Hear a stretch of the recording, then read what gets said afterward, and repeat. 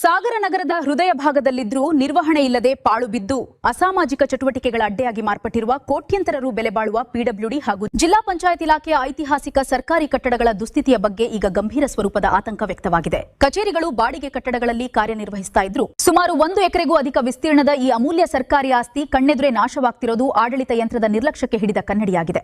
ಈ ಕುರಿತು ವರದಿ ಇಲ್ಲಿದೆ ನೋಡಿ.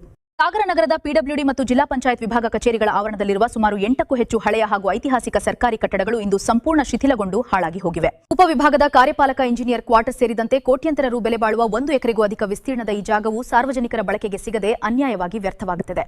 ನಿರ್ವಹಣೆಯ ಕೊರತೆಯಿಂದ ಪಾಳು ಬಿದ್ದಿರುವ ಈ ಕಟ್ಟಡಗಳ ಒಳಭಾಗದಲ್ಲಿ ಕಿಡಿಗೇಡಿಗಳು ಬಾಗಿಲುಗಳನ್ನೇ ಕಿತ್ತು ಹಾಕಿ ವಾಸಿಸ್ತಾ ಇದ್ದು ಡಿವಿಷನಲ್ ಎಂಜಿನಿಯರ್ ಕಚೇರಿ ಹಾಗೂ ನೆಹರು ಮೈದಾನದ ಆಸುಪಾಸಿನ ವಸತಿ ಗೃಹಗಳು ಕಳೆದ 15 ರಿಂದ 25 ವರ್ಷಗಳಿಂದ ಕುಸಿದು ಬಿದ್ದು ಅಕ್ಷರಶಃ ಸ್ಮಶಾನ ಸದೃಶ ವಾತಾವರಣವನ್ನು ಸೃಷ್ಟಿಸಿವೆ.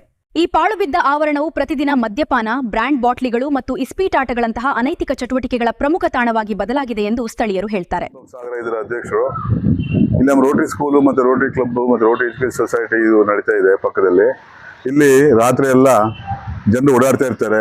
ಇಲ್ಲಿ ಅನೈತಿಕ ಚಟುವಟಿಕೆಗಳು ನಡೆಯುವ ಬಗ್ಗೆ ನಮಗೆ ಅನುಮಾನ ಬಂದು ನಾವು ಕಾರ್ಯಕ್ರಮ ಮುಗಿಸಿ ರಾತ್ರಿ 10 ಗಂಟೆ 11 ಗಂಟೆ ಹೋಗುವಾಗಲೂ ಇಲ್ಲಿ ಜನರ ಓಡಾಟವನ್ನು ಗಮನಿಸಿದ್ದೀವಿ. ಸರ್ವೆ ಮತ್ತು ಟ್ರೆಜರಿಯಂತಹ ಪ್ರಮುಖ ಕಚೇರಿಗಳು ಬಾಡಿಗೆ ಕಟ್ಟಡಗಳಲ್ಲಿ ಪರದಾಡುತ್ತಿದ್ರೆ ಇತ್ತ ಸ್ವಂತ ಸರ್ಕಾರಿ ಜಾಗ ಮಾತ್ರ ಅನಾಥವಾಗಿ ಬಿದ್ದು ದೊಡ್ಡ ಅಪರಾಧಗಳಿಗೆ ಆಹ್ವಾನ ನೀಡುತ್ತಿದೆ. ಮುಂದಿನ ದಿನಗಳಲ್ಲಿ ಇಲ್ಲಿಯೂ ದೊಡ್ಡ ಅಪರಾಧಗಳು ನಡೆದು ಊರಿಗೆ ಕಳಂಕ ತರುವ ಆಪತ್ಕಾರಿ ಪರಿಸ್ಥಿತಿ ನಿರ್ಮಾಣವಾಗಿರುವುದರಿಂದ ಜಿಲ್ಲಾಧಿಕಾರಿಗಳು, ಸ್ಥಳೀಯ ಶಾಸಕರು ಹಾಗೂ ಸಂಬಂಧಪಟ್ಟ ಇಲಾಖೆಯ ಸಚಿವರು ಕೂಡಲೇ ಎಚ್ಚೆತ್ತುಕೊಂಡು ಈ ಜಾಗವನ್ನ ಅಭಿವೃದ್ಧಿಪಡಿಸಬೇಕು ಎಂದು ಹೋರಾಟಗಾರ ತೀನಾ ಶ್ರೀನಿವಾಸ್ ತೀವ್ರವಾಗಿ ಆಗ್ರಹಿಸಿದ್ದಾರೆ.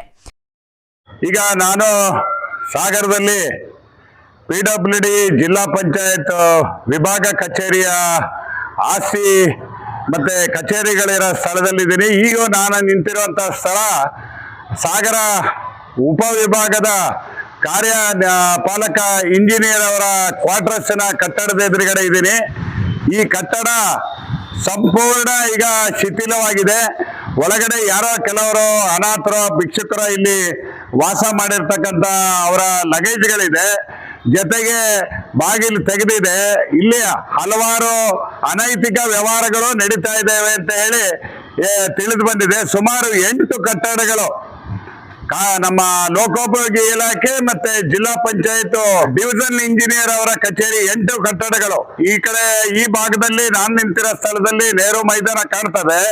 ಇಲ್ಲಿ ಅಸಿಸ್ಟೆಂಟ್ ಎಕ್ಸಿಕ್ಯೂಟಿವ್ ಇಂಜಿನಿಯರ್ ಅವರ ವಸತಿ ಗೃಹ ಇದು ಹಾಳು ಬಿದ್ದಿದೆ. ಎಷ್ಟು ವರ್ಷ? ಸುಮಾರು 10-15 ವರ್ಷಗಳಿಂದ ಹಾಳು ಬಿದ್ದಿರ್ಬೋದು ಇದು, ಅಥವಾ 25 ವರ್ಷನ ಆಗಿರ್ಬೋದು ನೋಡಿದ್ರೆ.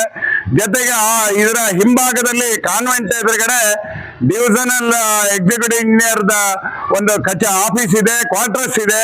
ಆ ಕ್ವಾರ್ಟರ್ಸ್ ಸಹ ಸಂಪೂರ್ಣ ಹಾಳೆದ್ದೋಗಿದೆ. ಸುಮಾರು 1 ಎಕರೆ ಪ್ರದೇಶದಲ್ಲಿ ಲೋಕೋಪಯೋಗಿ ಮತ್ತೆ ಜಿಲ್ಲಾ ಪಂಚಾಯತ್ ವಿಭಾಗೀಯ ಕಚೇರಿಯ ಕಟ್ಟಡಗಳು ಸಂಪೂರ್ಣ ಹಾಳೆದ್ದೋಗಿದ್ದಾವೆ. ಅನೈತಿಕ ಚಟುವಟಿಕೆ ನಡೀತಾ ಇದೆ. ಇದನ್ನ ಚೆನ್ನಾಗಿ ಬಳಸ್ಕೊಂಡ್ರೆ ಅವರ ಕಚೇರಿಗಳಿಗೂ ಬೇಕಾದಂತ ಅನುಕೂಲದ ವ್ಯವಸ್ಥೆ ಮಾಡ್ಕೊಳ್ಬಹುದು.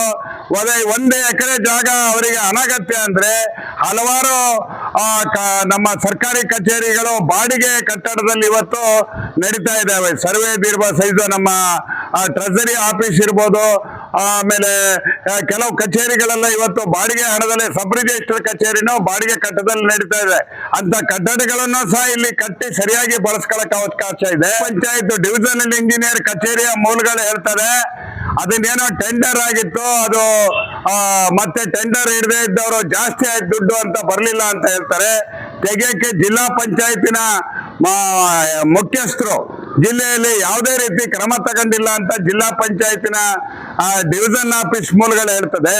ಲೋಕೋಪಯೋಗಿ ಕಚೇರಿಗಳಲ್ಲಿ ಕೇಳಿದ್ರೆ ಅದು ಟೆಂಡರ್ ಆಗಿತ್ತು, ಯಾರು ಬರಲಿಲ್ಲ, ಹಾಗಾಗಿ ಹಾಳು ಬಿದ್ದಿದೆ ಅಂತ ಹೇಳಿದೆ. ಸುಮಾರು 1 ಎಕರೆ ಪ್ರದೇಶ ಇವತ್ತು ಸಾಗರ ಪಟ್ಟಣದ ಮಧ್ಯಭಾಗದಲ್ಲಿ ಇರ್ತಕ್ಕಂಥದ್ದು. ಕ್ರಮ ಕರ್ಬೇಕು. ಅವ್ರು ಏನಾದ್ರು ಜೀವ ಇದ್ದಾರೆ ಅನ್ನೋದಾದ್ರೆ ಆಡಳಿತ, ಯಾಕಂದ್ರೆ ಆಡಳಿತ ಇವತ್ತು ಸರ್ಕಾರಿ ಆಡಳಿತ ಸತ್ತೋದಂಗಾಗಿದೆ.